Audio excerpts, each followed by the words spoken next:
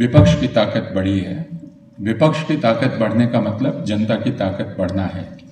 लेकिन 4 जून के बाद यह देखा गया कि पूरे भारत में मुसलमानों पर हमलों में अभूतपूर्व तेजी आई। पीट पीट कर मार देने के मामले, जिन्हें मॉब लिंचिंग कहा जाता है, और लिंचिंग जो अब तकरीबन हिंदुस्तान की सारी ज़ुबानों का अपना लफ्ज़ बन गया है पिछले 10 साल में, वो कन्नड़ हो या हिंदी हो या बांग्ला हो या आमिया हो, हर भाषा का शब्द है लिंचिंग। 4 जून के बाद लिंचिंग की घटनाओं में भी बहुत तेज़ी आई। और दूसरी जो चीज़ दिखलाई पड़ी वह यह है, जो 10 सालों में हो रहा था, कि एक तरफ भीड़ या उग्र हिंदुत्ववादियों की भीड़ मुसलमानों को पीट पीट कर मार रही थी, दूसरी तरफ पुलिस और प्रशासन बहाना मिलते ही फौरन मुसलमानों के घरों, उनके दुकानों, उनके कारोबार को बुलडोजर से ध्वस्त कर रहा था। धर्मनिरपेक्ष जनतांत्रिक राजनीति को मजबूत करने वाला जनमत है या जनादेश है। यह देखा गया कि संसद में विपक्ष की ताकत बढ़ी और विपक्ष की आवाज़ भी सुनाई पड़ी। हर जगह ये लिखा गया कि अब विपक्ष के गले में जोर आ गया है, और ये जोर जनता ने उसे दिया है।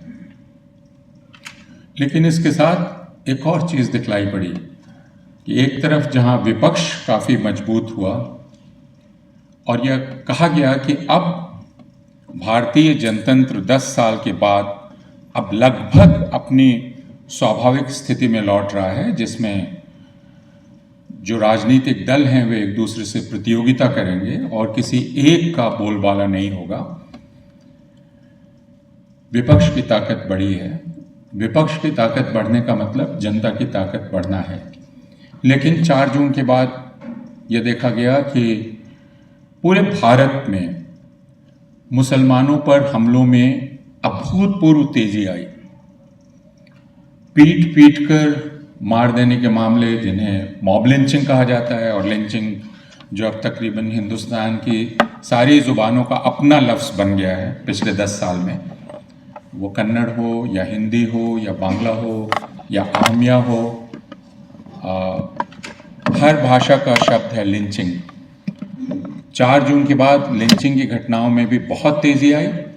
और दूसरी जो चीज़ दिखलाई पड़ी वह यह है, जो 10 सालों में हो रहा था, कि एक तरफ भीड़ या उग्र हिंदुत्ववादियों की भीड़ मुसलमानों को पीट पीट कर मार रही थी, दूसरी तरफ पुलिस और प्रशासन बहाना मिलते ही फौरन मुसलमानों के घरों, उनके दुकानों, उनके कारोबार को बुलडोजर से ध्वस्त कर रहा था। जिसे मैं कहना चाहूँगा कि हमने 10 साल में जो चीज़ धीरे धीरे हो रही थी, अचानक हमें दिखलाई पड़ा कि भारतीय राज्य के जो इंस्टीट्यूशनल रिफ्लेक्सेस हैं, वे रिफ्लेक्सेस अचानक बदले हुए दिखलाई पड़े। वे रिफ्लेक्सेस अब हिंदुत्ववादी रिफ्लेक्सेस हैं। यानी अगर एक आरोप लगता है एक मुसलमान पर, तो अगले मिनट प्रशासन बुलडोजर लेकर मुसलमान के घर पहुंच जाता है। और यह घटना उत्तर प्रदेश, गुजरात, मध्य प्रदेश, राजस्थान, असम और दूसरे सारे प्रदेशों में दिखलाई पड़ी। तो एक तरफ विपक्ष मजबूत हुआ, लेकिन दूसरी तरफ मुसलमान पूरी तरह से असुरक्षित हो गए।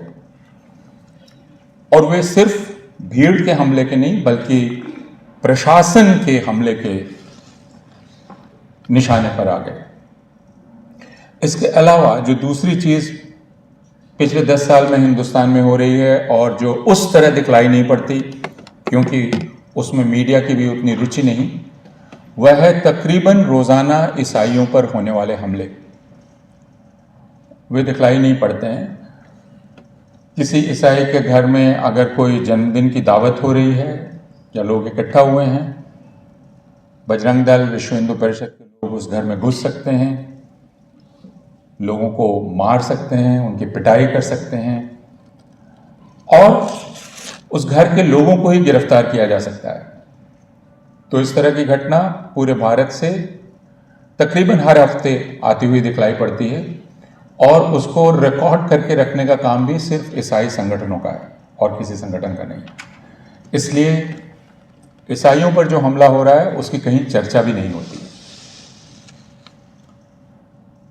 तो हम ये देखना चाहते हैं कि हिंदुस्तान में ईसाइयों और मुसलमानों के हालात क्या हैं और